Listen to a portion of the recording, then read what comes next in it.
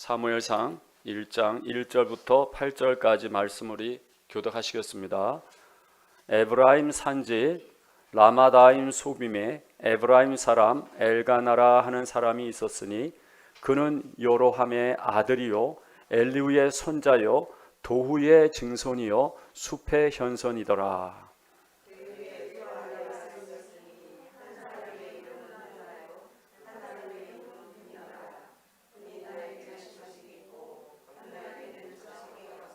이 사람이 매년 자기 성읍에서 나와서 실로에 올라가서 만군의 여호와께 예배하며 제사를 드렸는데 엘리의 두 아들 홈니와 비느하스가 여호와의 제사장으로 거기에 있었더라.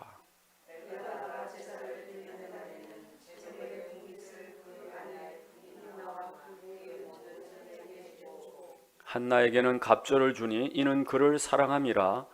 그러나 여호와께서 그에게 임신하지 못하게 하시니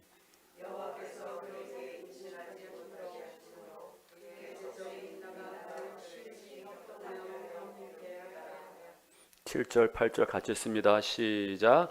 매년 한나가 여호와의 집에 올라갈 때마다 남편이 그와 같이 분이 나가 그를 격분시키매 그가 울고 먹지 아니하니 그의 남편 엘가나가 그에게 이르되 한나여 어찌하여 울며 어찌하여 먹지 아니하며 어찌하여 그대의 마음이 슬프냐 내가 그대에게 10 아들보다 낫지 아니하냐 하니라.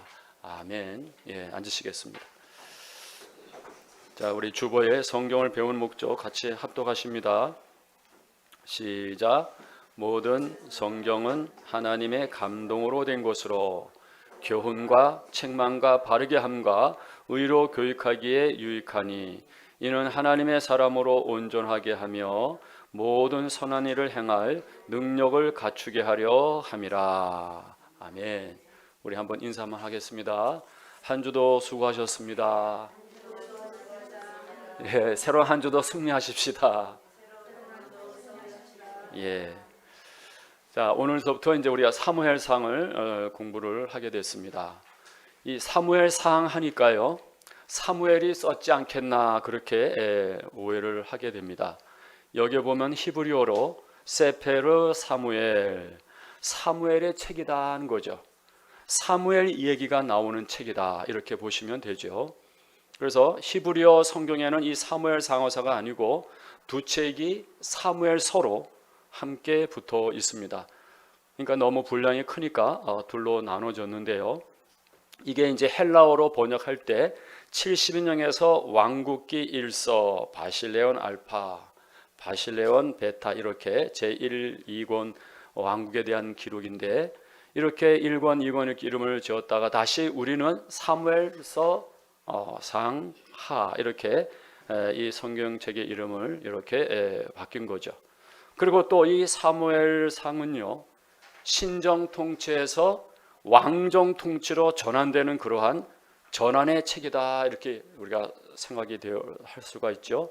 지난번 우리가 룻기라는 책을 공부할 때 사사들이 치리하는 때다라는 것을 인식하면서 공부했던 것처럼 역시 이 이야기도 아직 사무엘이 살아있을 동안까지는 사사기의 연장선상에서 이야기를 이해해야 된다는 거죠. 그래서 사사기가 연장되고 있는 아직 사무엘까지는 사사시니까 거기서 왕정 시대로 넘어가는 그런 이야기를 기록하고 있습니다. 그리고 구조는 엘리의 전기, 사무엘의 전기, 사울왕의 전기, 다윗의 전기로 이렇게 네 구조로 되어 있습니다. 그러니까 지금으로부터 약 한 3000년 전의 이야기가 되죠. 말이 3000년이죠. 1000년도 긴데 아니 100년도 길죠. 근데 3000년 전의 이야기, 그야말로 고조선 시대, 까마득한 호랑이 담배 피던 그런 시대. 그런데 그때의 사연을 기록했으면서도요, 오늘 우리가 읽어봐도 전혀 거리감이 없이 아주 사람들의 어떠한 심리 묘사가 잘 되어 있습니다. 이런 것은 오늘 우리의 심리나 그때 3000년 전 사람들의 심리나 거의 같다는 거죠. 차이가 없습니다. 이야기의 시작은 이렇죠. 지난번에 우리가 사사기를 조금 복습하면 이스라엘 전체가 거룩하기를 바랬지만 그렇게 안 됐단 말이죠. 거룩하지도 못했고 레위 지파만큼은 또 그래도 거룩했으면 좋겠는데 그 레위 지파도 타락하고 말이죠. 또 아론 자손들만큼은 그래도 제사장이니까 거룩하기를 바랬는데 아론 자손이 타락했단 말이죠.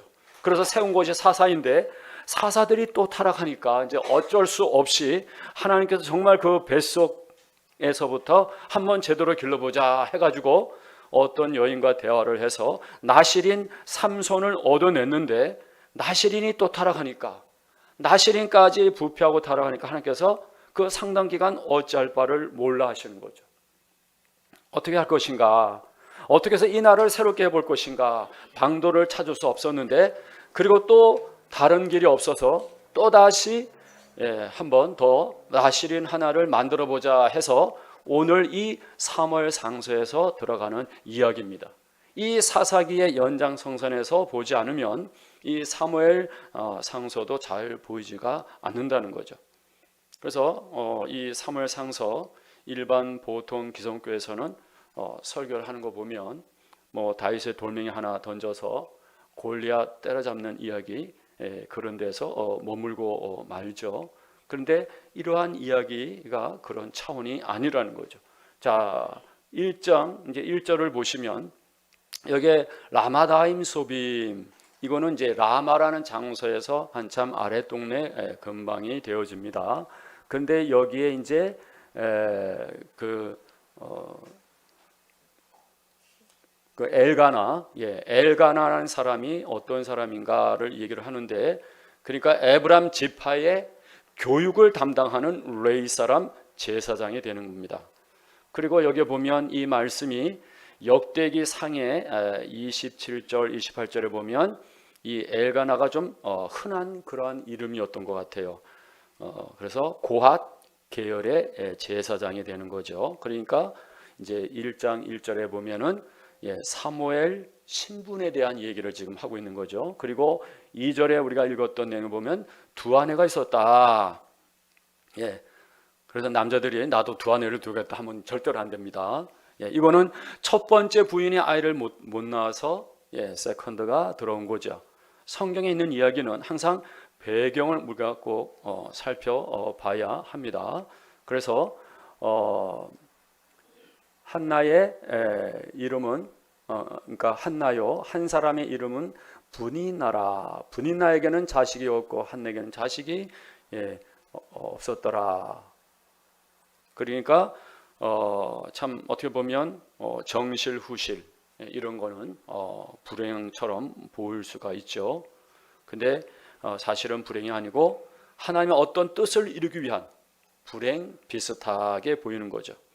여기 한나가 아이를 갖지 못해서 마음의 시임이 격동되고 번민하고 이렇게 되는 것도 하나님의 뜻이 거기에 있다는 거죠. 또 그렇지 않고 그냥 사람이 제멋대로 하다가 이런저런 또 실수나 우를 범해도 하나님을 사랑한다든지 하나님의 뜻대로 부르심을 받은 사람이라면 그것까지도요 악을 선으로 바꾸어서 하나님은 합력하여 선을 이루시는 분이다 하는 겁니다.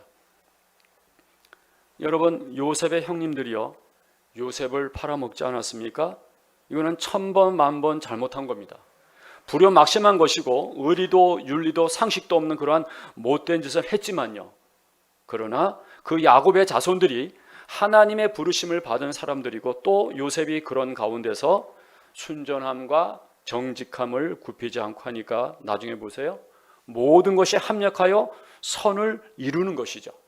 그래서 항상 우리가 그 어떠한 일을 닥칠 때 이것이 결론이 아니고 과정이다 하는 겁니다.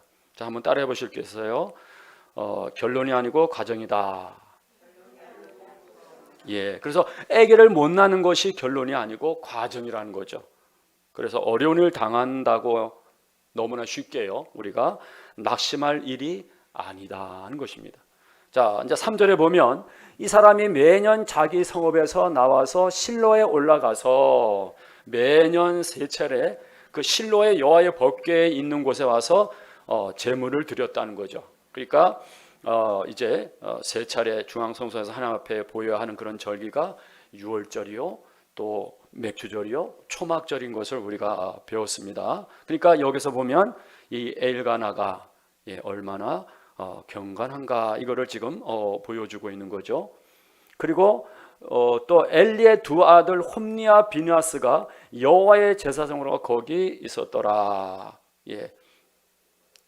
그러니까 경건한 가정과 이 경건치 못한 그 가정을 이렇게 비교하면서 계속 이 기자가 우리에게 지금 소개를 하고 있습니다. 그리고 이제 4절, 엘가나가 제사를 드릴 날에는 제물의 분깃을 그의 아내 브닌나와 그의 모든 자녀에게 주고 한나에게는 갑절을 주니 이는 그를 사랑함이라. 그러나 여호와께서 그에게 임신하지 못하게 하시니, 이렇게 이제 두 번이나 말씀하고 있습니다. 그리고 6절, 여호와께서 그에게 임신하지 못하게 하심으로 그의 적수인 브닌나가 그를 심히 격분하게 하여 괴롭게 하였더라. 이 말씀을 읽어보니까 우리가 그 생각이 납니다. 창세기의 하갈도요, 아브라함의 쳤죠. 하갈도 사라에게 막 약을 올리고 그런 것을 우리가 보지 않습니까? 그러니까 이렇게 아주 진솔하게 너무 인간적인 내용들이 여기 이제 우리가 읽게 되는 거죠. 7절 보면 매년 한나가 여호와의 집에 올라갈 때마다 남편이 그같이 하매 브닌나가 그를 격빈시키므로 그가 울고 먹지 아니하니. 그러니까 사람이 그렇습니다. 아무리 하나님께 사랑을 받아도요, 그것만 가지고는 안 되는 거죠. 사람 사랑을 받아야 됩니다. 사람 사랑을 받지 못하면 또 괴로운 거죠. 또 반대로 사람의 사랑을 아무리 받아도 하나님께로부터 인정을 받지 못하면 또 괴로운 거죠. 그래서 우리가 행복한 그런 모습은 하나님과 사람 앞에 더 사랑스러워 가더라. 예수님의 어릴 때의 그 모습 우리가 생각이 되어지는데요. 그러니까 이렇게 하나님과의 관계, 종적인 관계, 사람과의 관계, 행적인 관계가 다 원만해야 되는 거죠. 그래서 하나님과 바른 관계가 이루어지면 형제 관계도 좋아야 한다. 이것이 바로 이제 요한 1서의 이야기가 되어집니다. 자, 8절. 그의 남편 엘가나가 그에게 이르되 한나여, 한나의 뜻도 되지만요, 나실인 하나를 가지고 싶어하는 하나님의 소원이 더합니다. 이 한나 입에서 그 기도 나오기를요, 하나님께서 더 기다리셨습니다. 그거야 응답되고 말죠. 그래서 하나님의 뜻대로 기도하면 하나님이 들으신다 하는데 우리가 성경을 자세히 보고요, 정말 하나님의 뜻을 먼저 알아야 되는 거죠. 그래서 잠언에도 사람이 귀를 돌이켜서 그 율법을 듣지 아니하면 그 기도가 가증스럽다는 말이 있어요. 우리는 하나님 말 잘 안 들어놓고 하나님 보고 우리 말 들으라 그러면요, 그 기도가 가증스러워지는 거죠. 여기 한나처럼 입술만 동하고 음성을 내지 않아도 하나님께서 그걸 못 듣겠습니까? 자, 그래서 하나님은요, 인격적이신 분이시니까 인격적인 기도를 좋아하시는 거죠. 그리고 가능하면 우리가 예절을 갖추어서 아름답게, 그리고 정중한 기도, 공예배는 기도 내용을 적어서 성실히 하는 것, 이게 바로 바른 관계입니다. 그동안에 우리는 순 엉터리로 배운 것이 많지요. 그러니까 제일 하나님께 금한 건 뭐냐면 중언부언하지 말라는 거죠. 말을 많이 해야 듣는 게 아니죠. 길게 기도하거나 사거리의 길에서 나가서 막 이렇게 기도하고 그러지 말라. 골방에 들어가서 은밀하게 보시는 하나님께 구하라. 그러면 은밀히 보시는 하나님께서 들어주시리라. 그렇게 되어 있는데 그런 것을 안 봅니다, 사람들이. 그래서 잘못 배우고 또 이기적으로 막 쓰는 거죠. 그러니까 정욕으로 쓰려고 잘못 구하는 거죠. 그래서 사도 요한 말처럼 그의 뜻대로 구하시면 이루어진다. 이게 바로 이제 요한일서 5장 14절에서 우리에게 말씀하고 있는 것입니다. 여기 한나가 기도한 것은 한나 자기 소원 이전에 하나님의 소원입니다. 우리가 그 하나님 소원도 아닌데, 하나님 뜻도 아닌데 내 욕심을 위해서 정욕으로 잘못 구하면 아무리 길게 기도해도, 아무리 부르짖고 또 철야하고 금식하거나 별별 짓을 다 해도 응답이 안 되는데요, 혹시 하도 보채니까 응답했다 손 쳐도 기분 나쁠 수가 있어요. 하나님께서 나중에 보면요, 왕을 구하지 않습니까?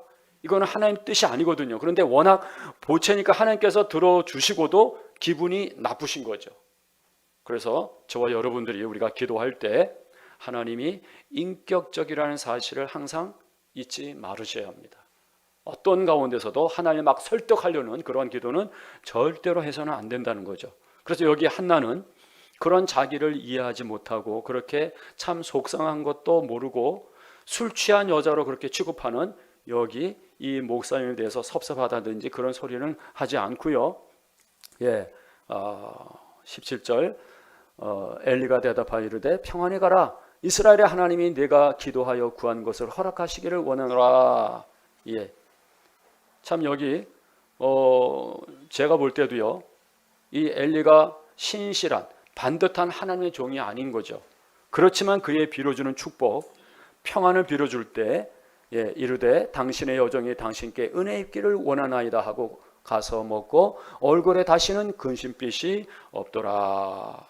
그래서 우리가 기도했으면 그걸로 평안을 누려야지, 기도했으면서도 잠 못 자고 그러면 하나님을 못 믿는 거죠. 여러분, 하나님 뜻대로 구했으면요, 우리가 기도하고 수색이 없어야 됩니다. 이 한나가 근심빛이 없더라 이런 얘기를 하고 있어요.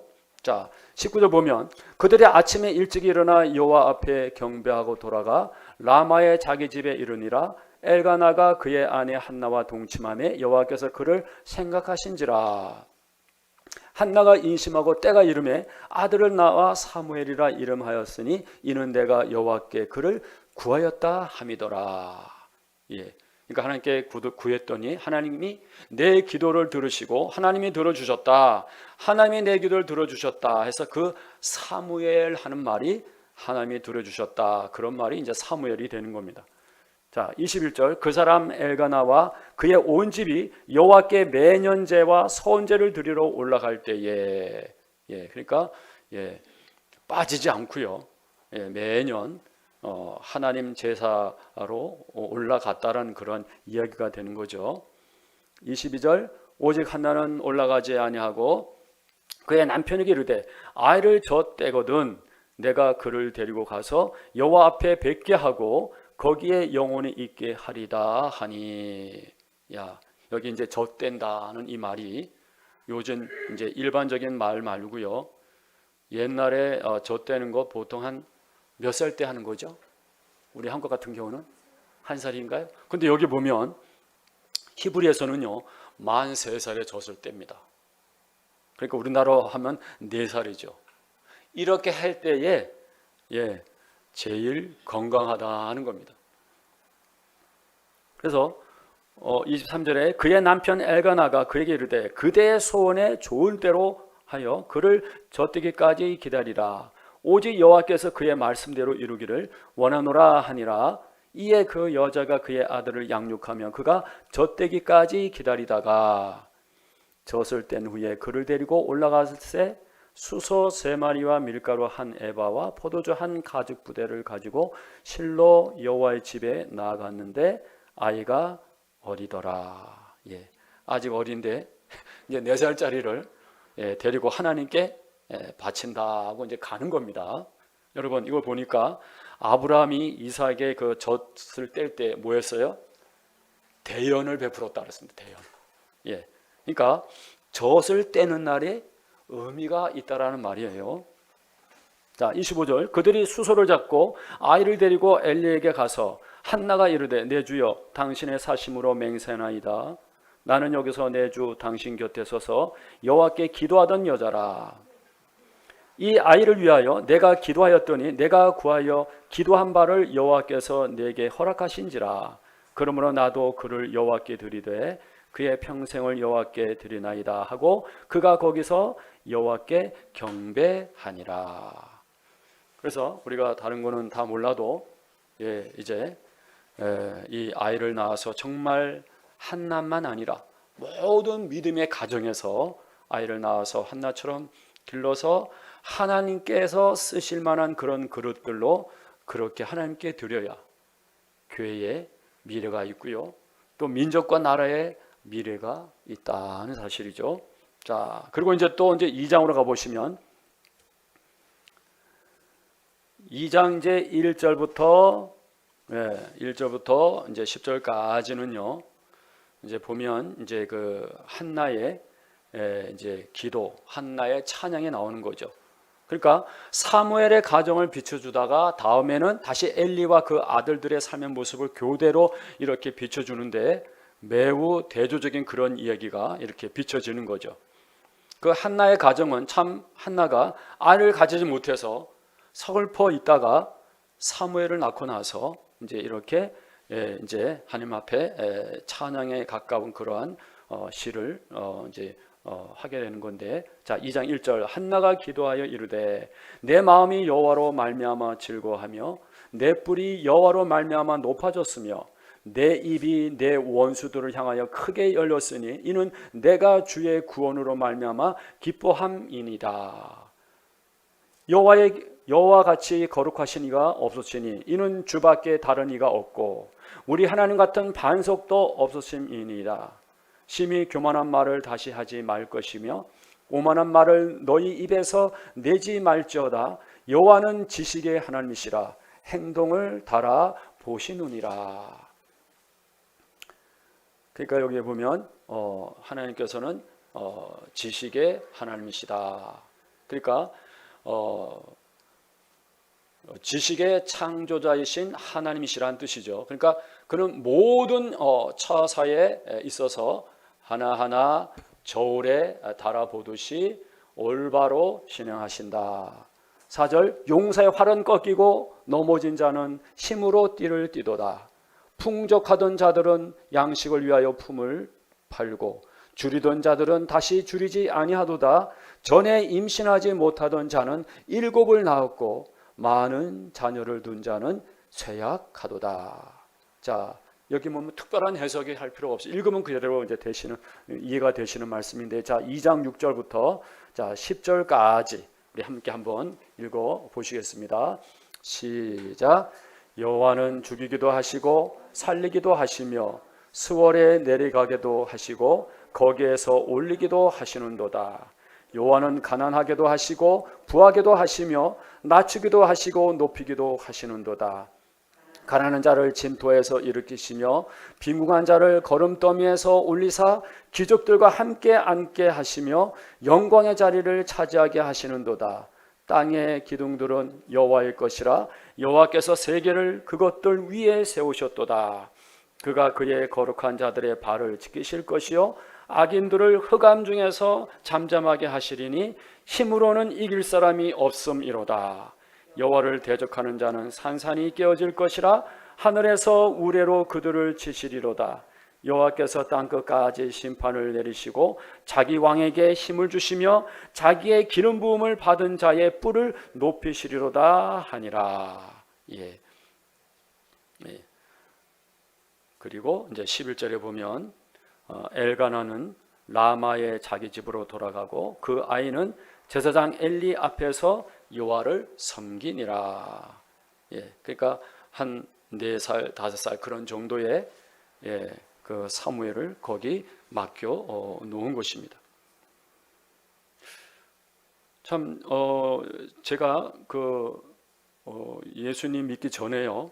그 버스에 보니까 운전 기사가 그 있는데 보면 오늘도 무사히라는 그런 그림을 한번 보신 적 있습니까, 여러분? 예. 기도하고 무릎 꿇고 있는 아주 예쁜 여자가 있죠. 근데 여자인 줄 알았는데 나중에 보니까 그게 누구예요?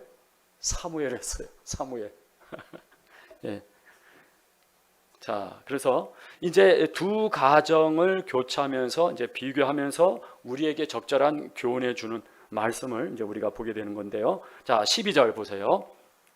엘리의 아들들은 행실이 나빠 여호와를 알지 못하더라. 예. 자, 여기 보면 여호와를 알지 못하더라. 자, 아주 하나님이 안중에 없다는 거예요. 하나님을 인정하지 아니하고요. 하나님을 두려워하지 아니했다.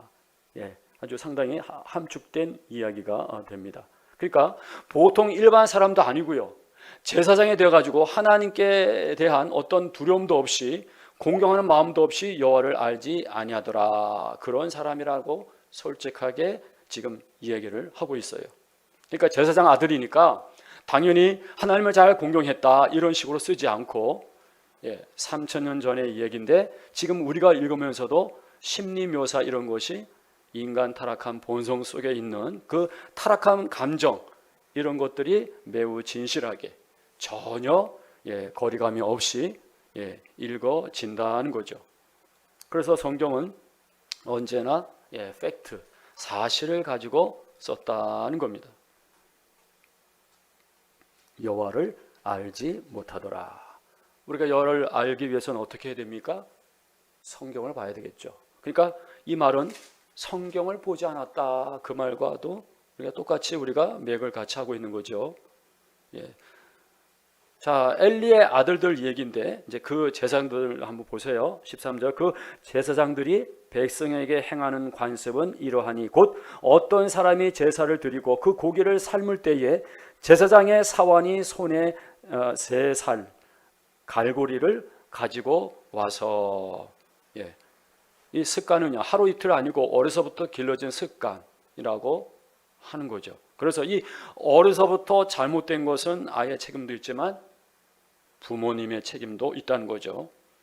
그러니까 그 부모님의 책임이라는 것이 그저 뭐 학교에 공부나 시킨다, 또 이제 뭐 오늘날 우리 한국처럼 혼숙감을 냅다 챙긴다 이런 것이 아니라 기초 인격을 잘 형성을 하게 하는 것, 이게 아주 결정적으로 중요한 책임인 거죠. 그래서 그 제사장들이 백성에게 행하는 관습은 이러하니 곧 어떤 사람이 제사를 드리고 그 고기를 삶을 때에 제사장의 사환이 손에 3갈 갈고리를 가지고 와서 그것으로 냄비에다가 솥에다가 큰 솥에다가 가마에 찢기로 내가 여기 있나이다 하니 그가 이르되 나는 부르지 아니하였어. 죄송합니다. 14절 다시 읽겠습니다. 그것으로 냄비에다가 솥에나 큰 솥에나 가마에 찔러 넣고 갈고리에 걸려 나오는 것은 제사장이 자기 것으로 가지되 실로에서 그곳에 온 모든 이스라엘 사람에게 이같이 할 뿐 아니라 기름을 태우기 전에도 제사장의 사환이 와서 제사 드리는 사람에게 이르기를 제사장에게 구워드릴 고기를 내라. 그가 내게 삶은 고기를 원하지 아니하고 날 것을 원하신다 하다가 그 사람이 이르기를 반드시 먼저 기름을 태운 후에 내 마음에 원한 대로 가지라 하면 그가 말하기를 아니라 지금 내게 내라. 그렇지 아니하면 내가 억지로 빼앗으리라 하였으니. 참 성경을 바로 가르치고요. 그리고 또 삶으로도 모범이 되어야 되고 또 사랑의 매로 이렇게 교육을 해야 했음에도 불구하고요. 참 이 하나님 앞에 제사를 드리기 전에 그 사환이 와서 제멋대로 삶은 것 말고 생 것을 내라 이런 식으로 하고 있습니다. 사람들이 말려도 안 되는 거죠. 이 종교 지도자의 사욕을 우리가 여기서 지금 보고 있는데 사명을 저버리고 자신들이 원하는 대로 지금 취하고 있다는 거죠. 17절 이 소년들의 죄가 여호와 앞에 심히 크면 그들이 여호와의 제사를 멸시함이었더라. 제사장이 이렇게 되는데요. 백성은 오죽하겠어요? 그러나 18절 사무엘은 어렸을 때에 세마포 에봇을 입고 여호와 앞에 섬겼더라. 갑자기 이제 사무엘을 지금 비추어 주고 있어요.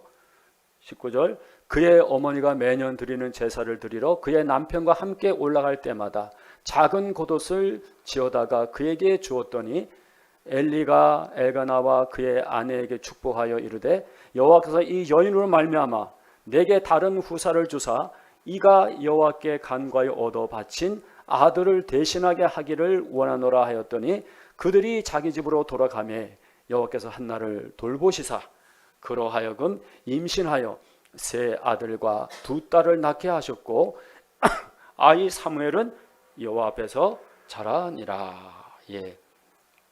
그러니까 이제 하나도 못 낳아서 쩔쩔매고 그랬는데 정말 깨끗하게 거룩하게 길러서 하나님께 바쳤더니 새 아들도 더 주시고 딸도 둘이나 더 주셨다는 거죠. 이제 그러면서 또 한편 엘리의 집을 비춥니다. 22절, 엘리가 매우 늙었더니 그의 아들들이 온 이스라엘에게 행한 모든 일과 회막문에서 수종드는 여인들과 동침하였음을 듣고 그들에게 이르되 너희가 어찌하여 이런 일을 하느냐, 내가 너희의 악행을 이 모든 백성에게서 듣노라. 제사장이 이렇게 이제 참 이 소문이요 전국에 퍼져가지고 모든 사람들이 와서 엘리에게 한마디씩 하는 거죠. 당신 아들들이 왜 이 모양이냐. 그래가지고 이제 엘리가 괴로운 거죠. 그래서 이제 아들들이 이제 불러가지고 그들에게 이르되 너희가 어찌하여 이런 일을 하느냐, 내가 너희 악행을 이 모든 백성에게 듣노라. 내 아들들아, 그리하지 말라. 내게 들리는 소문이 좋지 아니하니라. 너희가 여호와의 백성으로 범죄하게 하는도다. 그러니까 제사장이 이렇게 범죄하기 시작하면 일반 백성들은 오죽하겠습니까? 참 그러면서 이제 25절, 사람이 사람에게 범죄하면 하나님이 심판하시려니와 만일 사람이 여호와께 범죄하면 누가 그를 위하여 간구하겠느냐 하되 그들이 자기 아버지의 말을 듣지 아니하였으니 이는 여호와께서 그들을 죽이기로 뜻하셨음이었더라. 그러니까 이게 이제 역사가의 보는 관점인 거죠. 아마도 하나님께서 죽이기로 작정하셨는지 아들들이 도무지 말을 듣지 않는다, 그런 얘기가 되는 거죠. 그러니까 사람이 하나님께 죄를 얻어놓으면 빌 것이 없다 하는 그러한 이야기인 거죠. 그러면서 또 26절은 다시 또 사무엘을 얘기를 하죠.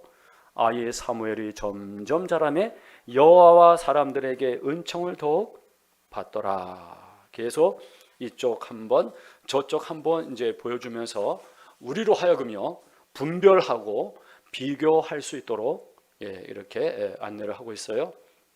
그래서 사람이 정상적으로 자라면요 하나님께도 은총을 받고 사람에게도 사랑을 받아야 되는 거죠. 이게 둘 다가 잘 균형을 이루어야 정말 그리스도인이라고 할 수가 있는 거죠. 이제 27절 여기는 이제 하나님의 사람이 이제 엘리에게 와서 심판을 예언합니다. 자, 27절부터 29절까지 우리 함께 한번 읽어봅니다. 시작. 하나님의 사람이 엘리에게 와서 그에게 이르되 여호와의 말씀에 너의 조상의 집이 애굽에서 바로의 집에 속하였을 때에 내가 그들에게 나타나지 아니하였느냐.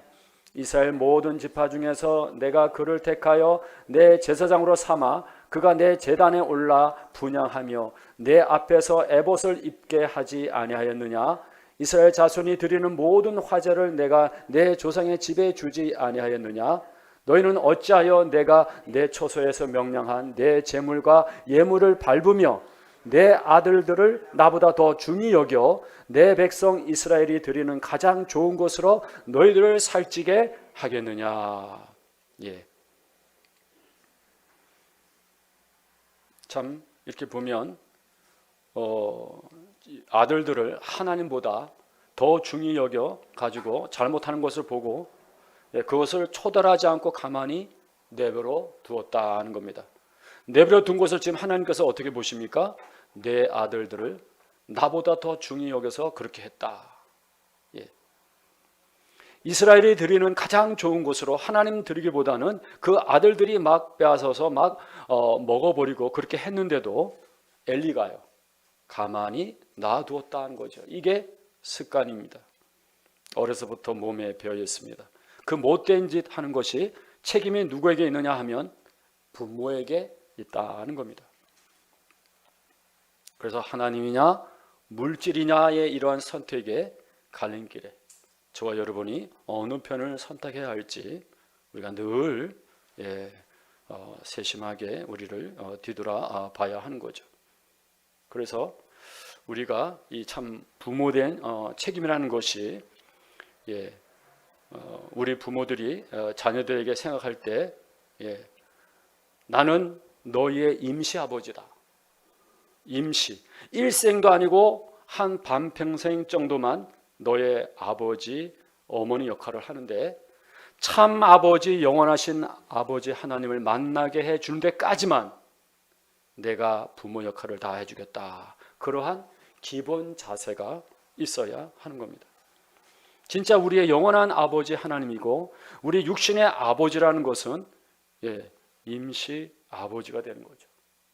그래서 일생이나 반생 동안 길러서 참 하나님 아버지를, 영원한 아버지를 만나게 하는데 바로 여기에 저와 여러분 우리의 부모의 역할이 있다는 거죠.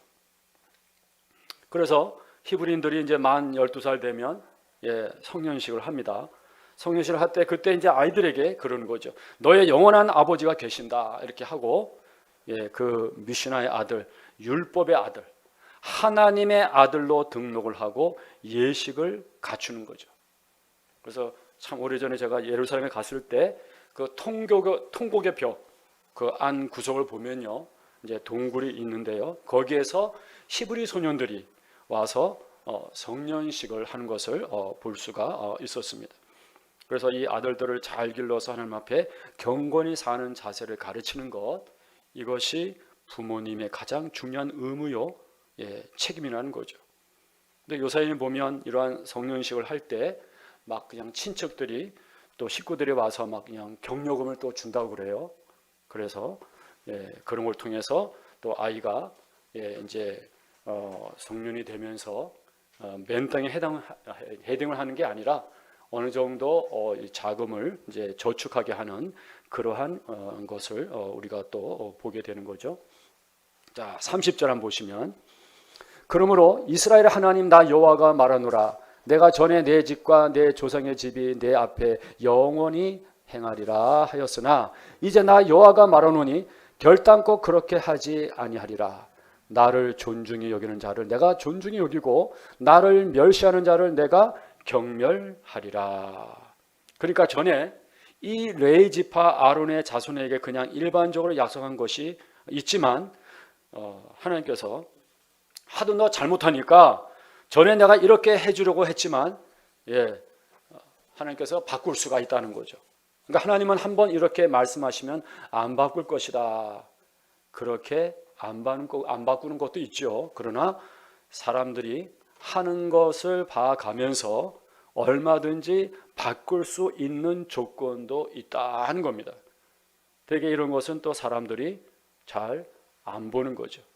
하나님께서 그저 은혜 베풀면 계속 베풀실 거다, 그러한 식으로 착각을 하는데, 이런 두려운 부분은 그저 눈 감고 지나가는 거죠. 주여 통과하면서 그냥 지나가 버립니다. 그러면 안 된다는 거죠. 이런 부분을 더 정성스럽게 보고 저와 여러분들이 하나님을 두려운 줄을 우리가 알아야 하는 거죠. 그래서 복과 저주가 얼마든지 바뀌어질 수가 있다는 거죠. 그래서 30절 후반에 나를 존중히 여기는 자를 내가 존중히 여기고 나를 멸시하는 자를 내가 경멸하리라. 31절 보라, 내가 내 팔과 내 조상의 집 팔을 끊어 내 집에 노인이 하나도 없게 하는 날이 이를지라. 그러니까 엘리 가문이 다 젊어서 죽는다는 말입니다. 그리고 이제 32절을 보면 이스라엘에게 모든 복을 내리는 중에 너는 내 처소의 환난을 볼 것이요 내 집에 영원토록 노인이 없을 것이며 내 제단에서 내가 끊어버리지 아니할 내 사람이 내 눈을 세잔하게 하고 내 마음을 슬프게 할 것이요 내 집에서 출산하는 모든 자가 젊어서 죽으리라. 그러니까 여기 보면 네 사람, 그 엘리의 증손자 아이야 또는 아히멜렉이 사울 당시 제사장이 되어지는데요. 그래서 이제 보면 모든 자가 젊어서 죽으리라. 이 말대로 이제 사울 왕이 도액을 시켜가지고요. 그 높 땅에서 제사장들을 85인을 죽입니다. 그리고 기타 남녀와 유아들과 우양을 죽인 사건이 이제 우리가 사무엘상 22장에서 이제 보게 될 거죠. 자, 그리고 이제 이 34절 내 두 아들 홈니와 비나스가 한날에 죽으리니 그 둘이 당할 그 일이 내게 표징이 되리라. 내가 나를 위하여 충실한 제사장을 일으키리니 그 사람은 내 마음 내 뜻대로 행할 것이라. 내가 그를 위하여 견고한 집을 세우리니 그가 나의 기름 부음을 받은 자 앞에서 영구히 행하리라. 바로 이 사람이 누굽니까? 바로 사무엘을 얘기를 하는 거죠. 내 마음 내 뜻대로 행하는 충실한 믿음의 사람이다. 저와 여러분이 지향해야 할, 우리의 표대가 되어야 할 아주 건강한 그러한 모델을 여기서 우리에게 말씀해 주고 있는 것이죠. 그리고 내 집에 남은 사람이 각기 와서 은 한 조각과 떡 한 덩이를 위하여 그에게 엎드려 이르되 청하노니 내게 제사장의 직분 하나를 맡겨 내게 떡 조각을 먹게 하소서 하리라 하셨다 하니라. 이렇게 참 한 무명의 선지자가 엘리의 가문을 이렇게